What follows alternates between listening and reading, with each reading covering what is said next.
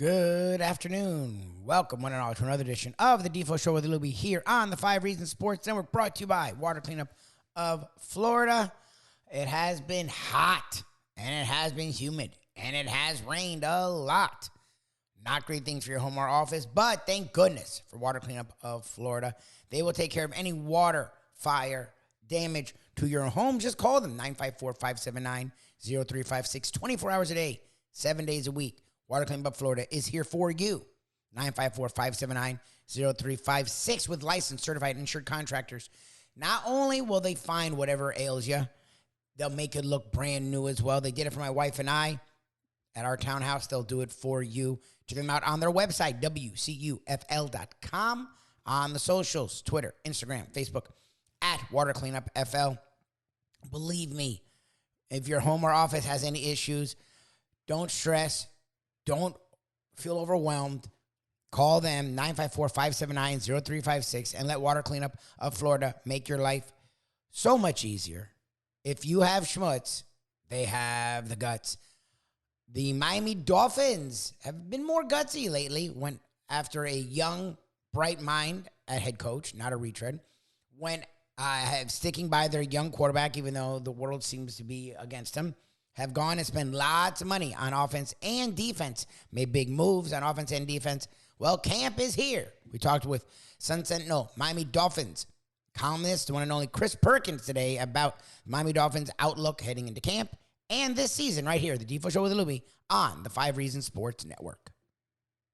Beautiful, man. We had to see this guy because he's such a engaging spirit, and we always enjoyed talking to Chris Perkins. So we used to live vicariously through him when we were married men on the morning show many years ago, and he was out partying on South Beach till 6 a.m. with a variety of chicks that even Magic Johnson would have been envious of. We welcome to the show, now somewhat settled and sedate, Chris Perkins. Chris, how are you, my friend? Fellas, it is 2 days to camp, man. I can't wait. But always wonder, is this the end of the off season, so I should be a little depressed, or the beginning of the season, so I should be excited? It's mixed emotions. Well, there's this anticipation. I remember this, having been obligated to cover many opening days of training camp, usually schwitzing my brains out. As we said, I'm not sure who schwitz more, me or Patrick Ewing. When we were doing those radio shows out there, you used to come on as a guest, right? Because we had tons. Not that we were just using you as time filler, Chris, but we were out there for 4 hours and nothing is fucking happening. I mean, right. It was just like that, and there was this wild anticipation, and then such a sense of deflation when they actually had taken the field for the first time, and then you realized, oh shit. We got about 9 weeks of this, but it's shorter now, isn't it? I mean, how come the Dolphins are the only team that isn't in training camp yet? Yeah, the Jets are already fighting. They've already had 3 fights. Right. Exactly. Yeah, the Jets are up there duking it out, aren't they? Yeah. They're hating each other. Yeah, it looks like Bo Holyfield. I mean, it's great. Yeah. Right. Yeah, so the Dolphins, I think it's like 5 weeks of camp is what I think it is. But you're right. You're all excited. Like on Wednesday, yeah, we're finally back out there. Yeah. And then after like 30 minutes, it's like, yeah, we got 6 weeks of this before our game counts. Right. We're going to be watching 4th and 15 guys for the next 3 weeks. Yeah.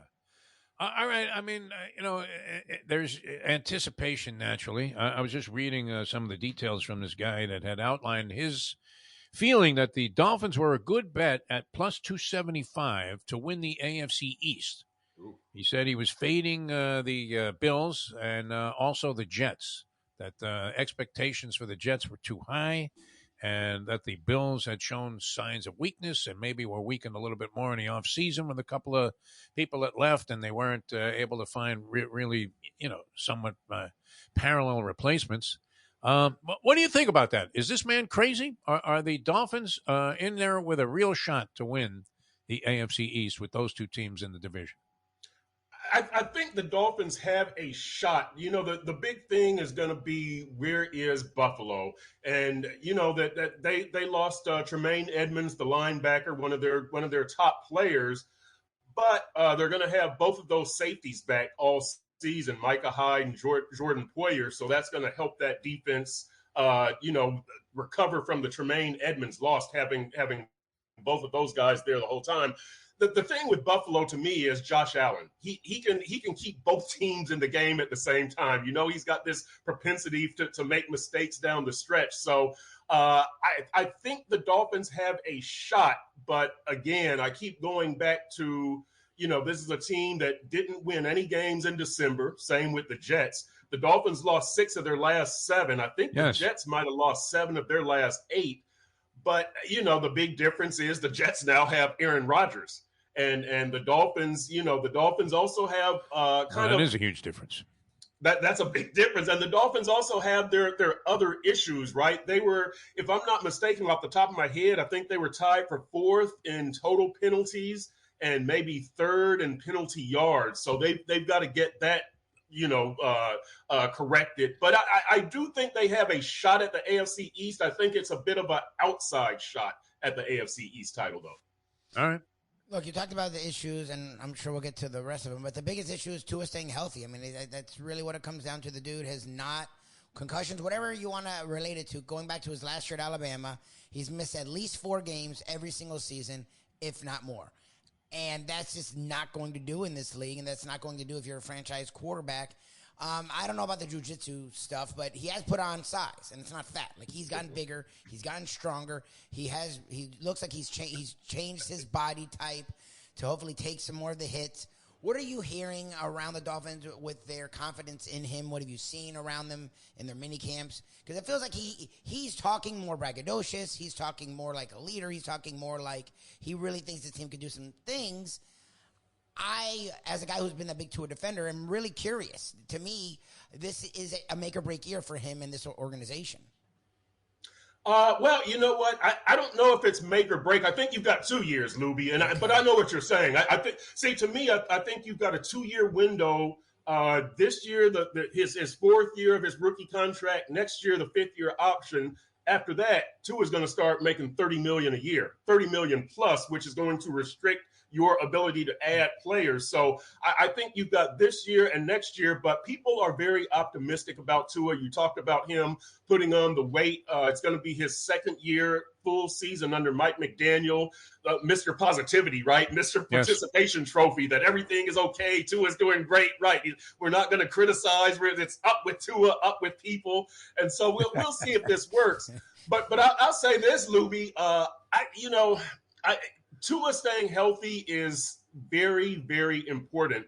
I think Mike McDaniel has got to improve as a play caller. I think that's most important.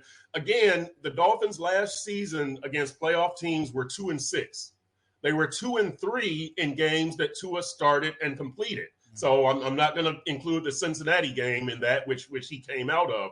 So, even if Tua is healthy, to me, the numbers say you're still not up there with the playoff caliber teams. And so when I think, can they win a playoff game? I think this team wins 10 games. I think this team gets to the playoffs, but can they can they win a playoff team? The results from last year say no. You were 2-6 against playoff teams. Again, 2-3 with Tua in there. So it goes beyond a step beyond Tua staying healthy, because even when Tua was healthy last season, you weren't able to consistently beat playoff teams. I think, look, and I've talked about the Mike McDaniel play calling, right? The Dolphins were 2nd fewest rushing attempts, 24th in 3rd down conversions, and you had one running back, Raheem Mostert, averaging 4.9 yards a carry, and another, Jeff Wilson, averaging 4.7 yards per carry. That can't happen again this year. All right. Well, we were discussing this earlier when we were kind of dissecting this guy's thought process. A gentleman named Tanner McGrath, who writes for a degenerate gambling network, and was recommending this play. And he says that Mike McDaniel is maybe the brightest offensive mind in the National Football League. And yet, I mean, this is so simplistic, Chris. And Luby, was on this point that his tendency to go away from the run what was a little bit disturbing late in the season. Now you're losing games, so you're saying, well, what didn't we do? We didn't run the ball. And I understand the temptation would be very strong when you see what Tyreek Hill and Jalen Waddle were doing last year. I mean, even on short passes, they were turning them into big plays, and are dynamic. And that's kind of the way you're really going to put pressure and advance pressure on the other team. But your tendency would be to kind of lean on that. But I mean, is he among the brightest minds, or does he need to read the chapter of our book, that was entitled "Don't Get Cute"? That's it. Or that chapter of Don't Fall in Love. Yeah. Because he is falling in love with Tyreek and Jalen Waddle. And yeah, you can understand it. Again, those dudes are money. Like, I mean, you throw a 7-yard pass to them, which is a very high completion percentage, and watch them run for another 12 or 14 yards, or you throw deep to them because they've outrun the coverage. I understand falling in love with that. The thing is, against good teams, that kind of predictability gets you in trouble, right? When they were 8-3, a 5-game winning streak, had scored 30 or more in 4 straight games. You go out to San Francisco, good team, 17 points. You go to the Chargers, good team, 17 points. And against the Chargers, again, 7 of those points came on a Tyreek Hill fumble return. Yep. So your offense was caught being too predictable down the stretch. There were too many games. Look, you did score 29 against Buffalo. You did score 31 against Buffalo in the playoff game. But even in that playoff game where you scored 3 touchdowns, one of those touchdowns was a Zach Sealer fumble recovery for a touchdown. Yep. So you had an offense that I believe, if I'm not mistaken, in the last 7 games, I think the offense scored 3 touchdowns in a game once.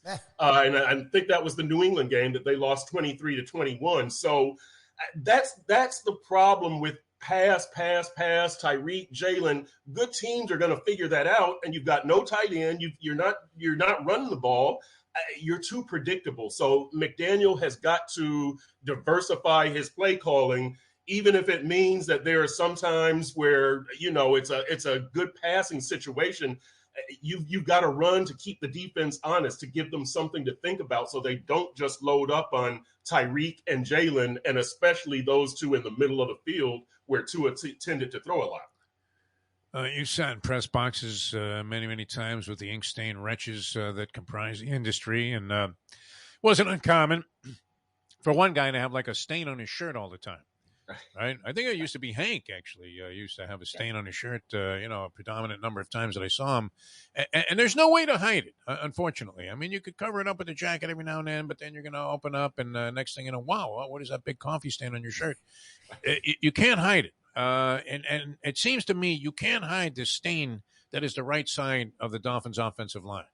That in all these, glossy articles about how bright Mike McDaniel is, Tyreek Hill and Waddle and all this other stuff, and Mostert, the fastest guy in the league at the running back position, you can't overcome the fact that they didn't do anything on that side. So where are we at there on the right side of the line? Should we look there at all, or is that going to be an ongoing problem that plagues them all the way through the season? I see Luby shaking his head. That's where we're at. I know, right? Yeah. Luby, once again, how many years? It's like 2 decades that where is this offensive line? Why can't they get it right? You're correct, Defo. The right side, they're bringing Austin Jackson back at right tackle. He protects Tua's blind side. We don't know if Austin Jackson is a good right tackle. He was injured all last season. He's a converted guard. He's a first-round pick, but, look, we don't know.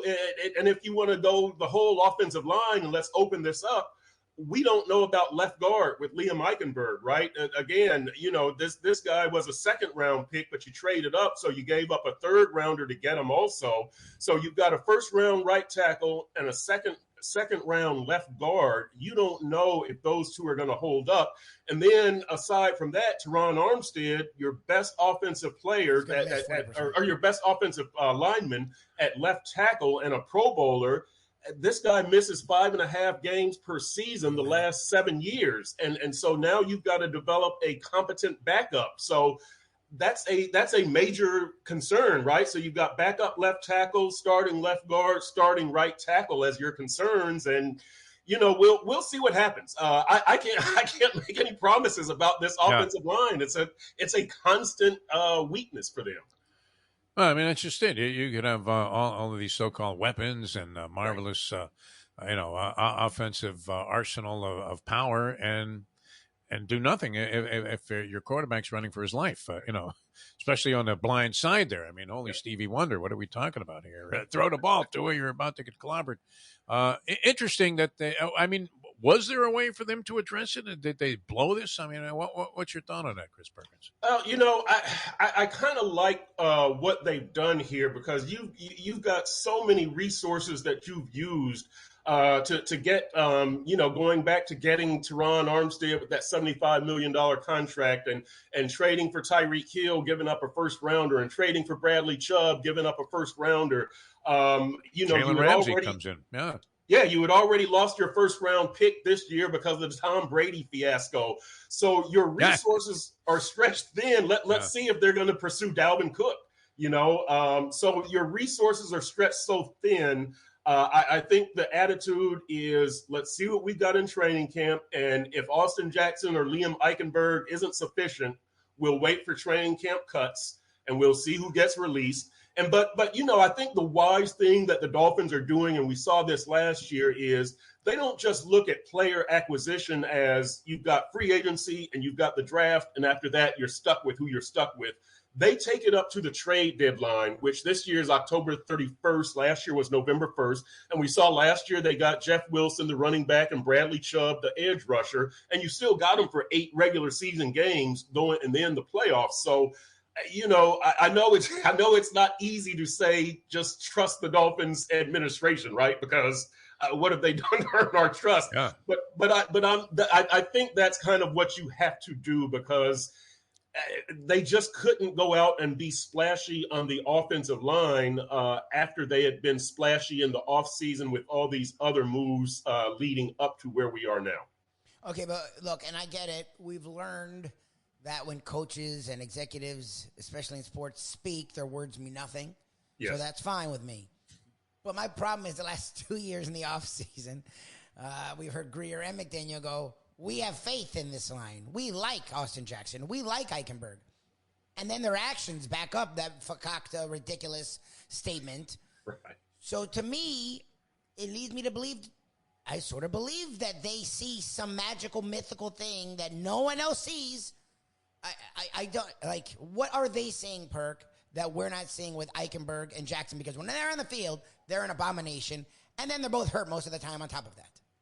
Well, I'll tell you, let's be honest here, Luby. I told you what they spent to get those guys, right? Austin Jackson, first-round pick, Eichenberg, second-round pick, and you traded up, gave up a third-rounder. You got to justify that, Luby, or else you look like an idiot, right? So these guys are getting so much rope that it's dangerous. It's really, but you've got to justify those picks, right?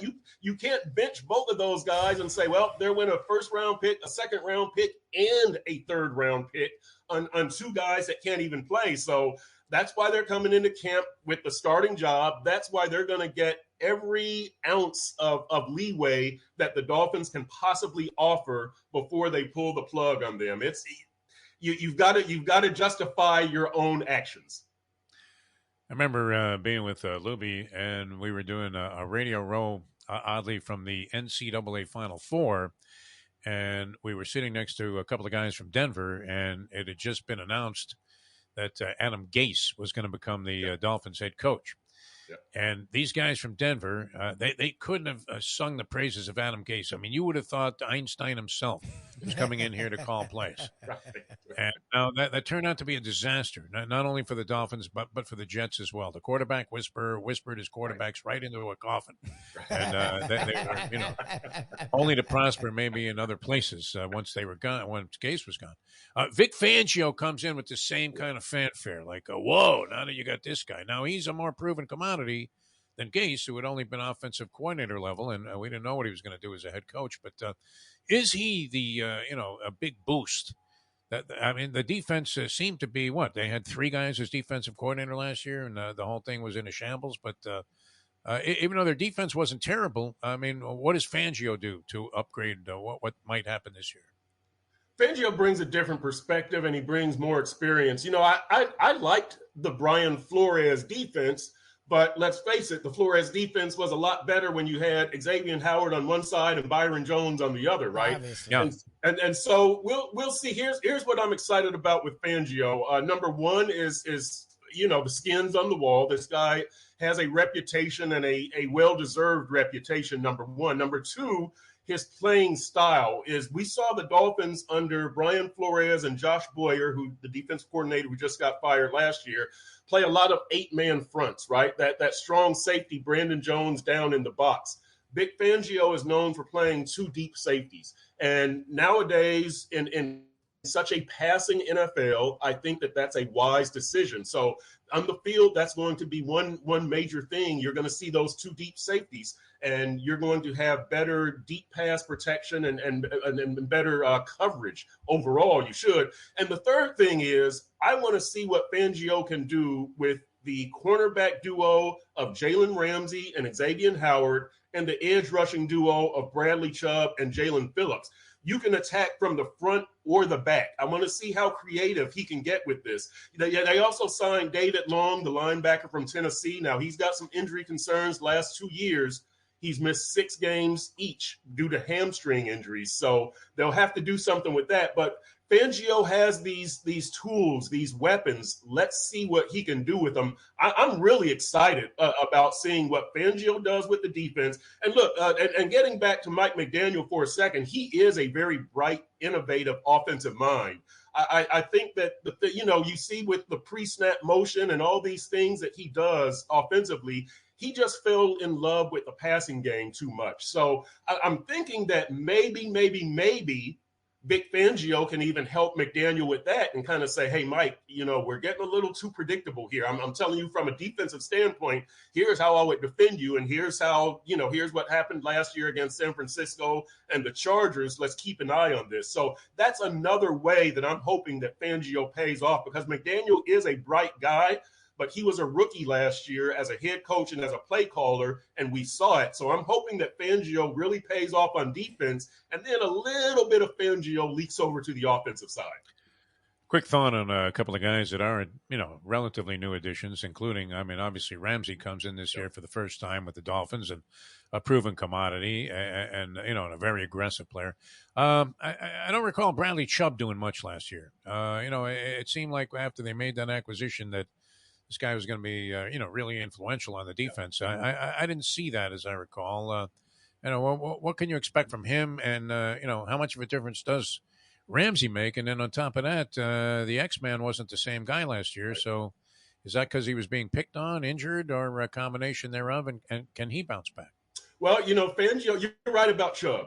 He was not very impressive. He had 8 sacks between Denver and the Dolphins, and he ended up going to the Pro Bowl. I think he might have been like the 3rd alternate. Guys don't like going to the Pro Bowl anymore, so everybody goes. That was after 16 guys refused to go. Yeah. right. It's crazy. It's actually 2 of them. I think Messi was going to the Pro Bowl. Anybody can go. Anybody can go. Right. If I buy a ticket, they might bring me out of the stands to play in the flag football game. Who you knows? Have some life, sure. Right. So, but getting back to Chubb, he did make a Pro Bowl under Vic Fangio in Denver. So, maybe Fangio has the secret sauce for Bradley Chubb. We'll see what happens there. But as far as just kind of this whole defense, I want to I'll tell you the big picture. Here's what I want to see about the Dolphins, and here's what I like about them bringing in Jalen Ramsey and Vic Fangio. Is it gives you another way to win or another way to control the game. You didn't do that very often defensively last year. They kind of did that when they had the Byron Jones, Xavier Howard duo there at corner, and Brian Flores was your head coach and defensive guy. You did have another way to win and control the games. So I like Fangio and improving the defense from that standpoint. I would favor getting another running back, a Dalvin Cook, because, again, that gives you more options. If Tua is not in there, you don't have to rely on Skylar Thompson to hit Tyreek Hill and Jalen Waddle with the accuracy that Tua does to keep the offense going. You can hand off to Dalvin. So if Tua's out, you would have the running game with Dalvin Cook. You would have the defense with Vic Fangio and X and Jalen Ramsey and Bradley Chubb and Jalen Phillips. those give you other ways to win, other ways to control the game. So I like what they did defensively. I would like to see him get Dalvin Cook, and all of this would make you a better, more complete team. I mean, look, San Francisco didn't get to the NFC Championship with a rookie quarterback because the rookie quarterback was so good. Yeah. They got there because the rookie quarterback didn't make mistakes, and you had a whole system around him that as long as he could keep the train on the tracks, you got a chance. That's what I want to see with this Dolphins team, that if Tua is out or even when Tua is in, you've got various ways to win. I think last year the only way you had to win was the big play. Yep. But this year I see them diversifying. Will there be any indicators during the entire preseason as to what kind of team this Dolphin club will be? I don't think so, Depot. And the reason why is because I expect so many of the key guys to play so little. Right? Like, okay. Do you want to put Tua out there, really? And if you do put Tua out there, which he's going to have to play a little in the preseason, but do you play him without Teron Armstead? And because you're not going to play Teron a whole lot. So you start to get into that. But then on the other side, and look, guys, you know, I did a story on should the Dolphins start load management in training camp with Tua, with Teron, with X, with David Long. But, you know, kind of the problem with the passing game there is that passing game all operates on rhythm and timing, and you've got to get that worked out in a game situation. Now, the joint practices, more and more, the Dolphins are doing joint practices with Houston and Atlanta, I believe. That is more and more nowadays where the teams do their heavy lifting in training camp and preseason, as opposed to the preseason games where you're exposing these guys to injury. But you've got to get them in there in games for a little bit. So maybe Tua and the starters only play 3 quarters in the preseason. Maybe they play 4 quarters, an entire game. But I don't. But to answer your question, I'm not sure we're going to get a true indication in preseason of how this team will be, you know, 4 or 5 games into the regular season. The great Chris Perkins with us here on the Defo Show. Catch all of his work in the South Florida Sun Sentinel. He's the columnist, the designated columnist on the Miami Dolphins, so a number one authority. All right, one final thing, Chris. Always very generous with your time. Appreciate it. In reading this degenerate dissection of the AFC East early this morning, it mentions that the Buffalo Bills' schedule is especially brutal, the Buffalo Bills' schedule. And I would imagine that implies that the Dolphins' schedule is no picnic. How would you rate degree of difficulty there? And is that something we should consider? Because we're always teasing our good friend Tony Segreto when he used to have that useless exercise on NBC where the schedule would come out and then he would have to go through each game and decide whether they were going to win or lose it. And there's no way to know what the hell you're going to be facing like in Week 14 with whatever team comes into town. So is that a factor in your opinion, that the Dolphins' schedule overall, and is it brutal in terms of what this man is making the case for the Buffalo Bills schedule? Yeah, I'm not a big, you know, the day the schedule comes out, you do the WL thing. Here's how I do my kind of evaluation is I do it like you would do for baseball or for basketball, right? You don't get that schedule out and do WL. You look at the Heat and you say, yeah, they could win 50 games. Yes. And you look at the Marlins and you say, yeah, they're probably about 5 games over 500 this season. That's what I do with football. I look at the team as opposed to looking at the schedule. Now, having said that, the Dolphins' schedule is tougher. I think it's that now they're playing the NFC East and the AFC West. In the AFC East, those are your opponents, but which are 2 tough divisions. So your schedule is tougher from that standpoint. But I think it's mostly tougher because your division is tougher, right? Everybody in this division is probably at this point, you'd have to say a 500 team, right? And so even New England, that they could squeak out, well, you can't be 500 nowadays in 17 games, but, you know, 8 or 9 win territory. And going a step further, to me, that makes the road games tougher. So you've got 3 really tough road games, and then you have to play them at home. So that's 6 tough divisional games. To me, that's what makes the schedule a lot tougher as opposed to the divisions that you're playing. And yeah, those are going to be 3 tough road games, going to New England, going to Buffalo, going to the Jets. By the way, 3 games that you lost last season. All of those divisional road games you lost last season. So that's going to be really tough from that standpoint. All right. Well, we know that versatility is a key in this business. If you're going to be a sports writer, sportscaster, you've covered a lot of different stuff. And from following you on the boxing beat for many years, you've covered basketball, now the Miami Dolphins columnist. I don't know if you've dabbled in soccer, but would you agree that this is the dumbest fucking game that's ever been invented? Chris Perkins. You know what? After watching the women in Vietnam, and I Right. never thought I would say this, take the points with Vietnam, but that's where I was at, in that game. And, the over-under was 6.5 goals, and Vietnam was not expected to score. They didn't get a single shot on goal. They go back and forth, back and forth, back and forth. Nothing's happening. What do you think? I mean, where do you weigh in on the soccer problem that we're having right now in America? I think it's probably looming larger than Ron DeSantis in terms of the problem. Look, I think the bigger problem is they can only get 22,000 people in Dry Pink Stadium, right? I guess. Come on, you got to watch what? To watch a guy take like a free kick. That was the big highlight. You know what? I like soccer. Here's my thing. I don't understand soccer strategy, and so I got a lot of my boys who watch soccer, and I'm like, well, tell me the strategy. Like, tell me the defense they're playing, and why. Like, who's marking who, and how can I tell who's a good defender? Bro, they're just trying to score.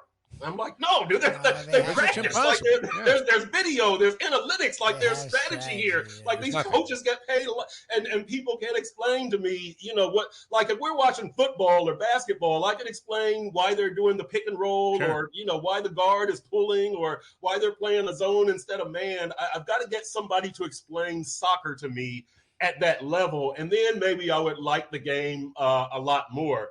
But I will say this, Defo.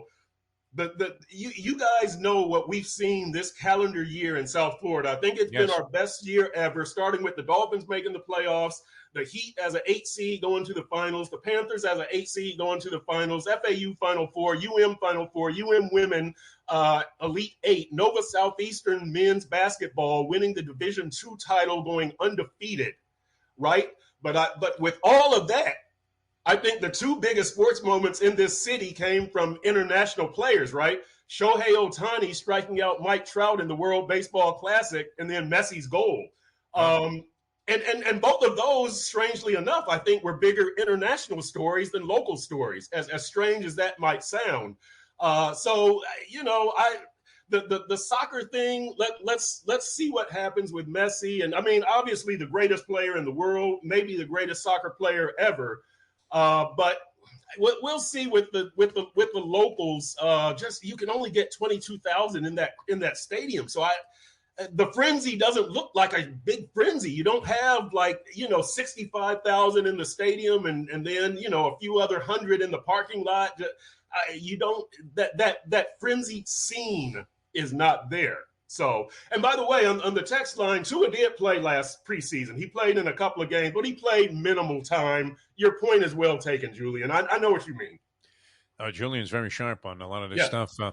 Messi playing in the MLS here with the Inter Miami CF, the team that was in last place out of 15 in their conference, I guess it is. It would be like Secretariat showing up at Agua Caliente for the fourth race after winning the Kentucky Derby instead of, skipping the Preakness and abdicating a chance to win the Triple Crown. It just seems like, it'd be Michael Jordan signing up for like a CBA game and playing for the Albany Patroons or the Globetrotters or something. It just seems totally out of place. But we'll see. And Lockhart's a dump. Let's face it. Should have been bulldozed many years ago. Did the Orioles play there after the Yankees for a little while? Yeah. Spring training. And even they said, what a shithole this is. We got to get out of here, right? Yeah. And they're gone. All right, Chris, I can't imagine Messi's his reaction when they showed him a photo of the stadium and said, "This is where you're going to be playing." Like, we just want to be honest before you sign. Is at a Checkers. I mean, like 3 blocks away. They never had anything going on there. It's a joke, man. And this is the greatest player in the history of sports. I mean, if you consider, the kind of accolades he draws in the soccer world, which, is the world's premier sport, I guess, which is hard to conceive. That's why the world is so fucked up. They should do something about global warming, and try and, eradicate some of that and do something about it rather than promote this stupid sport that You're Wow. just futilely running up and down. No, Chris, I Chris. try to embrace it. I really do. I mean, look, I like every sport. I like every game. Right. I've probably tried every game at some point in time. I'm sure you're competitive. You're playing, bar shuffleboard, and you're trying to win. But it just seemed like a waste of time. And I guess my indoctrination into it was, I don't know if this was the case when you were in high school, but it was punishment. When I was in high school. If somebody had, graffitied the men's room, the bathroom, and until somebody, ratted the guy out, you were playing soccer in gym class. And eventually they would always find a guy. This wasn't like the Gilgo Beach murders. I mean, it went unsolved for 13 years. The guy's sitting right under their nose. It was like within one day, somebody would say, "It was Joe." And that was it. We didn't have to say, "Have a seat, Mr. DeForest." I was already like, listen, I don't want to play soccer all day. All right, enough on that. We don't want to draw you into our lame argument about the sport being absolutely useless. But the more I watch it as Women's World Cup, which I have it on right now in the background, just a disaster of a game. All right, good luck out there. One question. Yeah. Any action on the Women's World Cup? I bet Vietnam. I was getting 450 to 1. And I was in there with a shot, right? 3-0 is, that's a field goal. What the hell? I love it. Yeah, it's not the lack of scoring. It's just the lack of purpose of the game. You hit it right on the head. You ask these guys about the strategy, and they really are. They're like Republicans. They start saying, yeah, well, what about Hillary's emails? That's right. Like, well, what does that have to do with anything? I'm asking you about this asshole, Donald Trump. All right, thanks, Chris. I don't want to draw you into our political shit either. Thanks so much for being with us. And I love the pool in the background, as usual. Chris Perkins, ladies and gentlemen. What will the Dolphins be? Chris Perkins thinks 10 wins. I can see them winning anywhere between 11 and 13 games. I do think roster-wise, talent-wise, they're as talented a roster as there is in the NFL. I do like McDaniel a lot. He just can't do the I'm going to prove something thing. He did it too much. There were 2 or 3 games last year where they had look, that Chargers game that Perkins referenced, Dolphins were in that game. And he got away from the run because he wants to prove Tua's great and prove. Look at the talent we have. Yes, you have Tyreek Hill. Yes, you have Jalen Waddle. Yes, Anderson now, former Jet, Panther, Florida guy, as your third receiver. There's lots of talent to go around. Shane, a young back with Wilson Jr., with Mostert, guys that can catch out of the backfield. You have a plethora of weapons that should make for a very potent passing game. But you also have a lot of talent that can run. And when the run is working, and look, both guys, Wilson Jr. and Mostert, as Perkins referenced, average well over 4 yards a carry. Run the ball. And I'm not telling you to run it like it's the 1960s. But you know what? When the run's working late in the game, run the freaking ball. And too often, Mike McDaniel got away from it. And it's something a lot of people talked about it. He talked about it. Hopefully he learns, look, there's nothing wrong with big plays down the field. There's nothing wrong with scoring on big yardage plays, but you have to grind out some drives. You just do. It's the NFL, especially in the playoffs. Playoffs are all about grinding out drives. You have to be able to do that. That's why Lamar Jackson has struggled, because Lamar Jackson's boom or bust a lot of the time, and the playoffs is about grinding out drives. For the most part, you have to be able to do that, and the Dolphins sort of struggled at that last year. We will see if Mike McDaniel has learned a thing or two from year 1 to year 2 as camp opens for the Dolphins. The Miami Marlins have been a total disaster. They did finally snap their 8-game losing streak on Sunday. We'll definitely talk about them. Messi is welcome to South Florida with a bang as Inter Miami CF is hosting the league tournament. I don't know, some weirdo tournament. Played a Mexican team on Friday night, and it came down to the last minute, and Messi got a free kick, and over the wall it went. Scored his first goal in a Inter Miami CF jersey. Busquets looked good. Messi looked great, and the team did get a victory in his first affair. So we'll talk plenty about Messi. And the Miami Heat, the Dame thing still lingers. The Heat have just gotten quiet about it, which is smart. Let the Blazers stew in their stupidity. And we will talk about all those things. Check us out each and every morning from 7 to 9 on South Florida Live. Check out our national podcast whenever we do one. It's been a while, but we'll have something cooking for the Believe Network. We have a lot of stuff there. We've had a lot of really fun conversations. BLEAV.com. Search After Hours. And here with our South Florida content, the Diva Show with the Luby on the 5 Reasons Sports Network. Play the ponies in style at Champions, the outstanding simulcasting room at beautiful Hialeah Park. Yes, the grand old lady of thoroughbred racing has never been more vibrant, and you can wager on the races from the top tracks around the country while enjoying a cocktail at the Brass Rail Bar or any of the fine food served throughout the facility. If poker is your game, you're covered in style, and you can play all your favorite Vegas-style games, including blackjack, craps, and roulette, in Hialeah Park's sizzling hot casino. Get a player's card when you walk through the door for all kinds of generous amenities, including our favorite, free play, when you come out to the ultimate casino and entertainment destination, Hialeah Park. These days, we're all looking for comfort anywhere we can find it. Thank goodness for Landlubbers Raw Bar and Grill in Plantation, because they are making sure you are as comfortable as possible. First of all, they're not only open for delivery and pickup. All you have to do is go to landlubbersbarandgrill.com for both pickup and free delivery. You're going to have the best wings in the world. You're going to have a great burger. You're going to have their amazing soups. Again, Landlubbers Raw Bar and Grill. It's nice and easy. Just go to landlubbersbarandgrill.com for both your pickup and free delivery. Thank goodness for Landlubbers for making you always feel right at home. Hey folks, Tony Segreto here. Let me ask you a question. What do you look for when you go out to eat? Good food, obviously, friendly atmosphere, not too loud, but good energy, reasonable prices, and a place where you feel comfortable.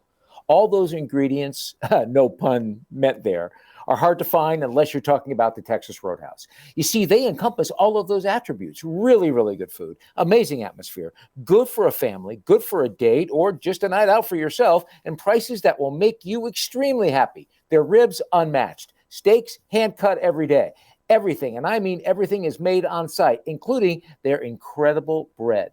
It's the one day, folks, that you can forget about low-carb diets. Trust me when I tell you, Texas Roadhouse, your restaurant, your destination when you say, where should we go and eat tonight?